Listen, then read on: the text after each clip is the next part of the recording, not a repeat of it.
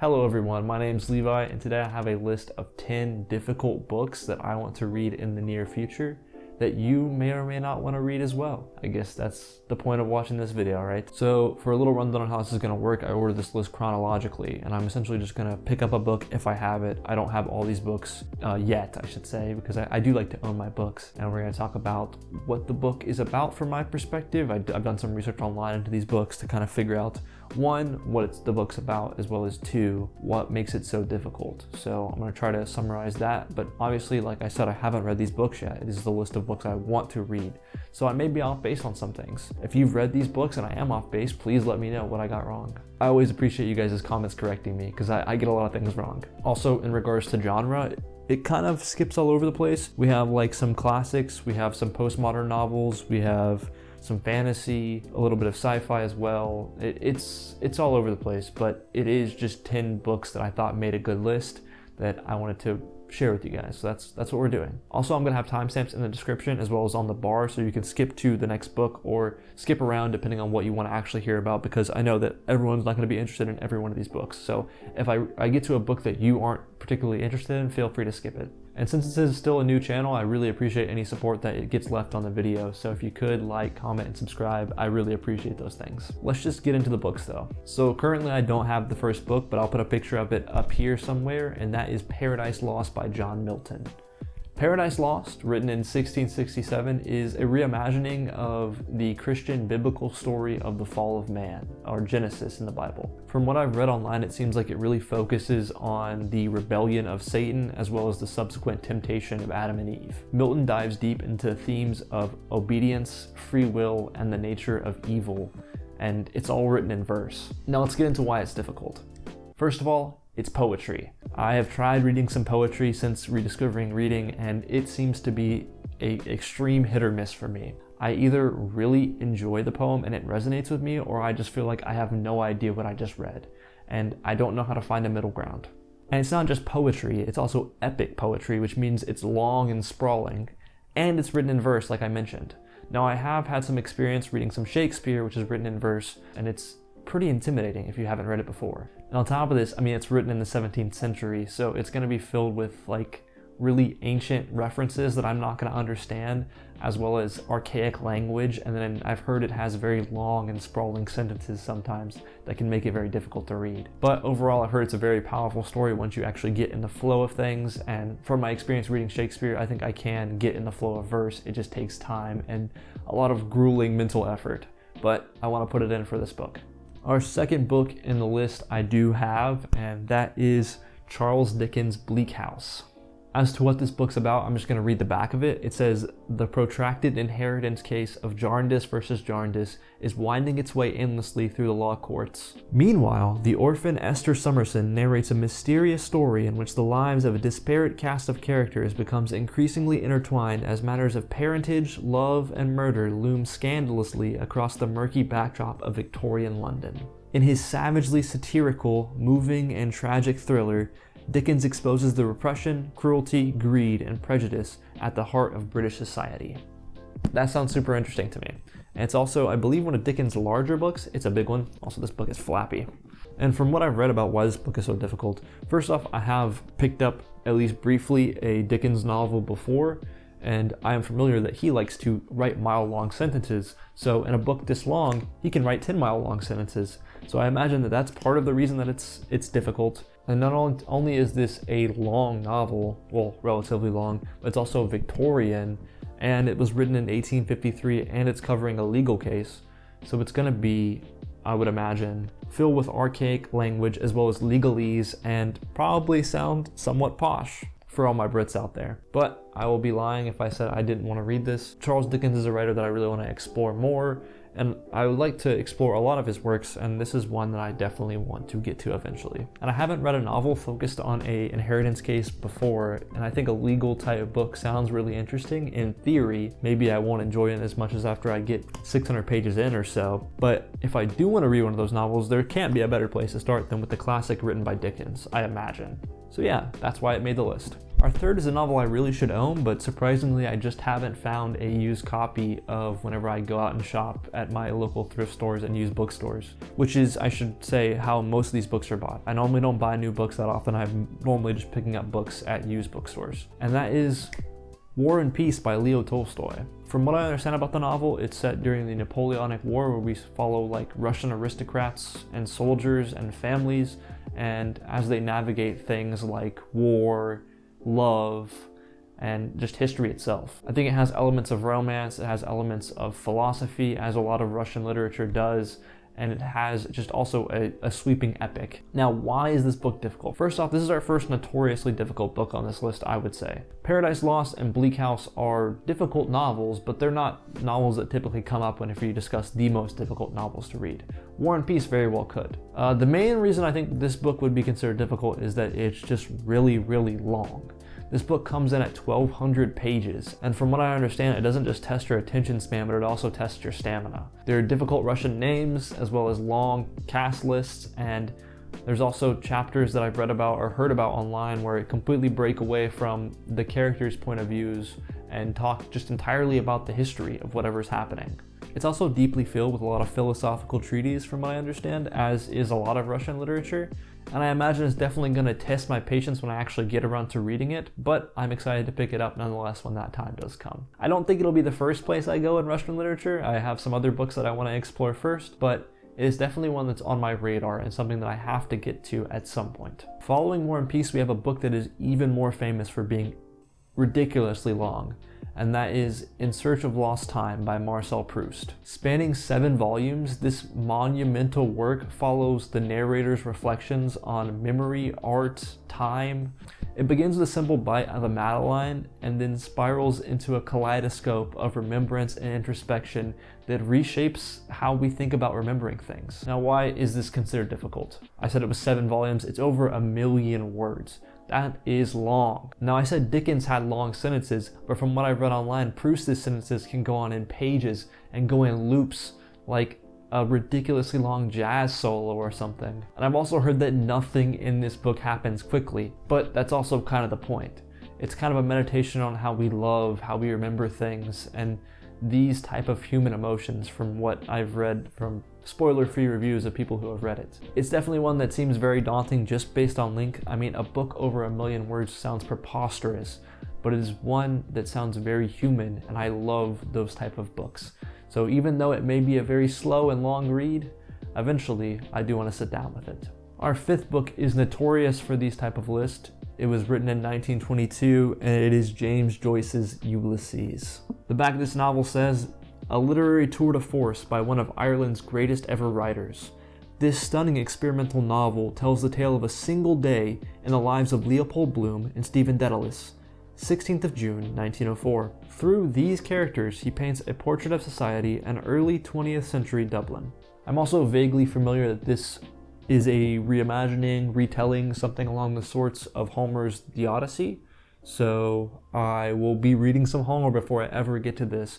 But did you really think this list wasn't going to have some Joyce on it? Now, you may be confused as to why I have Ulysses here and not Finnegan's Wake, and that would be because I'm not insane. No, in all seriousness, it's because I don't know if I actually want to read Finnegan's Wake. I've heard terrible things about how difficult it is to read that book, and I'm sure it's a very fulfilling read, and it's a work of literature that should hold a lot of respect, but I just don't know if I can actually read it. And I think it would be very disingenuous for me to put that book on here without ever reading Ulysses. So this seemed like the Joyce book to put on here, because from what I've heard, this is the easier of the two, but still extremely difficult. But why is it difficult? From what I've heard, Joyce plays with form, style, and language on nearly every page of this book. He does this through the use of things like stream of consciousness narration, shifting perspectives, dense symbolism, and pages that abandon punctuation altogether. It seems to be a book where how the story is told is just as important as the story being told. And I may even have to pick up some form of companion guide to actually read this one because it seems to be very cryptic. I mean, this novel doesn't seem that big. This is 700 pages. Like, it may not seem that dense, but these pages are just very small. And it's a long, tall book. So it's not by any means a short read. So this is one that I could not leave off this list because it is on my shelves and I have intentions of reading it. But it is one of the most intimidating books on this list. If you take anything from these books, there's a couple in here that you should be very aware of how difficult they are. And this is definitely one of them from what I've heard. Shooting forward in time to 1967, we have 100 Years of Solitude by Gabriel Garcia Marquez. This book says, probably Garcia Marquez's finest and most famous work, 100 Years of Solitude tells the story of the rise and fall, birth and death of the mythical town of Macondo through the history of the Buendia family. I'm probably mispronouncing these things. If I am, I'm very sorry. Inventive, amusing, magnetic, sad, alive with unforgettable men and women, and with a truth and understanding that strike the soul, 100 Years of Solitude is a masterpiece of the art of fiction. That sounds wonderful. From what I understand, this is like kind of a magic realism book too, so I think there's some like mythical elements to it, which I always really enjoy those type of books. I've heard that this book's prose is very beautiful, but also that it's dense with things like symbolism and time loops that feel almost like dreams. Also, it follows a bunch of different generations of the Buendia family, and I'm pretty sure they all have the exact same name, so following their names throughout the book is like a full-time job. I may actually have to draw a family tree for this one. But nonetheless, beautiful writing and a family drama that spans generations sounds like something that's right up my alley, so that's why this book has made the list. Our next book is actually written by the only author on this list that I've read before, and that is Blood Meridian by Cormac McCarthy. I have previously read The Road and I enjoyed that book, but I've heard that this is definitely a more experimental and difficult novel when compared to that one. The back of this novel says, Blood Meridian is an epic novel of the violence and depravity that attended America's westward expansion, brilliantly subverting the conventions of the Western novel and the mythology of the Wild West. Based on historical events that took place on the Texas-Mexico border in the 1850s, it traces the fortune of the Kid, a 14-year-old Tennessean who stumbles into a nightmarish world where Indians are murdered and the market for their scalps is thriving.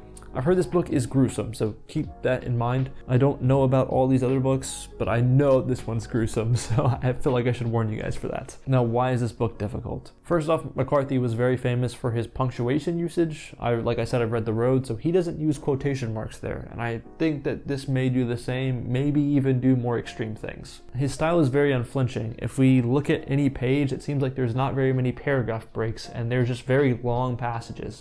It's also just a bleak, dark, and very violent book, like I mentioned, so the subject matter itself, I imagine, will be very hard to digest. And then on top of that, I've heard that this book is comparable to a fever dream, so all of this really amplifies its perceived difficulty for me when it comes to this work. But nonetheless, I think it will be the next McCarthy novel I pick up. But I want a really violent, Western-inspired, depraved novel. I'll look no further than Blood Meridian by Cormac McCarthy. Another one that I don't have but is on the list nonetheless, which I think this is technically two books, but I'm gonna combine it together because I think it gets treated as one, but it is The Book of the New Sun by Gene Wolfe, which is our only sci-fi entry on this list. In a far, far future where the sun is dying and society has regressed into a medieval-like state, we follow a character named Severian, who is a torturer. And Severian goes on some form of journey that challenges basically everything he knows in this science fiction epic that is very similar to fantasy novels from what I've heard, but don't quote me on that because like I said, I haven't read it. I think this deals heavily with themes of things like time and identity and reality itself from what I've heard. But why is it difficult? Apparently Gene Wolfe notoriously just doesn't tell you anything. He just throws you in this world. He expects you to figure out everything, the world, the metaphysics, the vocabulary, all while navigating layers of unreliable narration, archaic vocabulary, and hidden meanings, which just lend themselves to difficult work. I've heard this is a book that you don't really read, more so you decode it. And some people have even said they immediately reread the book afterwards, trying to figure out what they just read, which is a sign that is a difficult book to digest and really understand what's going on. But I think that some of the hardest books to read are some of the most rewarding, as this is the reason why I made this list. I guess I should have iterated that point, so that is why Gene Wolfe is on here. I know very little about the overall narrative besides for what I told you, because I tried to keep things as light as I could and only read very general things. but it is a book that I've heard is notorious for its difficulty and its difficulty to understand, and it's just one that eventually I want to get to. Our 9th book on this list is one that I do have in person. It's a big one, and it's one that would make many people's lists if they share the same sentiment as me and the want of reading it. And that is David Foster Wallace's Infinite Jest. In a dystopian near-future North America, Infinite Jest apparently weaves together the lives of residents at a halfway house as well as a tennis academy. It's apparently a sprawling tale tied together about themes of addiction, entertainment, and the human condition in general. And it also contains a film that, when watched, leaves viewers catatonic, which just in itself sounds very interesting. Now, why is this book difficult? Well, I'll show you. Actually, at least I'll show you one of the reasons. And that is, all this part of the book is endnotes that get referenced throughout the book. So you're constantly having to flip back and forth between the book, from what I understand, to read these endnotes to understand what's going on.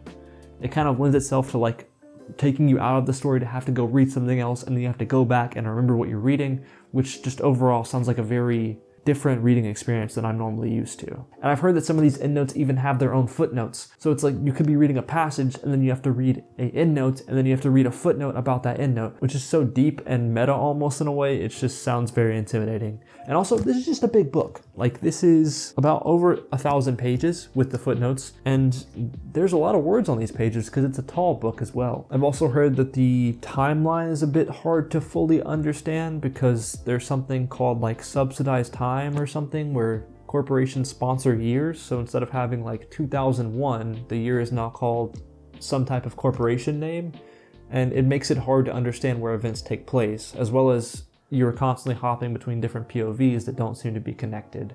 This is one that I'm really interested to get to though. It's one that I want to read sooner rather than later. It's definitely one that I think is intimidating, but it is a epic, well-known postmodern novel that I think I would probably enjoy based on the themes that I've heard. So maybe you'll see a video coming up about Infinite Jest by David Foster Wallace, because this is a book I think I could cover in a video by itself with the amount that I would probably get out of it. Our last entry on the list is not so much a book as it is a series, and that is Malazan, the Book of the Fallen by Steven Erikson. Here I have Gardens of the Moon, which is the first book in the 10-book series. This is an epic fantasy series that has multi-continental empires that are warring, from what I understand, and it just throws you right in the middle of it. It's a world of ancient magics, forgotten empires, and brutal wars that is notorious for its extreme scope on the world that it covers. I think this book has a crazy amount of POVs and such, and characters that you don't even entirely understand how they all fit together, and it seems like a type of book where a person, or a type of series I should say, where a person could spend a multitude of time just mapping out all the different characters and their relations. You also aren't given a map or a glossary, from what I understand, of this world, so you're literally just thrown in. And Steven Erikson does not take it easy on the reader, from what I've heard. I've read somewhere that this book was compared to having to assemble furniture without any type of knowledge and instructions, and just being thrown into it and just trying to figure things out. Erikson doesn't tell you about the magic system, he doesn't tell you about the characters or why things are warring, he just tells you what's happening, and it's for the reader to infer and understand what's happening. Over this massive series, like I said, it's 10 volumes. That in itself is daunting. I've heard many people do not finish this series even after reading this first book. But I am interested in fantasy books, even though this list doesn't really reflect it, and this is one that I definitely want to read because so many people cite it as their favorite novel of all time. Well, that's our list. I hope you guys enjoyed it. Hopefully you found a book on here that is interesting to you. I think that's the point of watching this video, but if not, maybe you just were entertained, and thanks for sticking with me. If you made it this far, I really would appreciate it if you could like or subscribe or let me know what you think about my list. But other than that, I hope you guys have a wonderful day, and I'll see you later. Peace.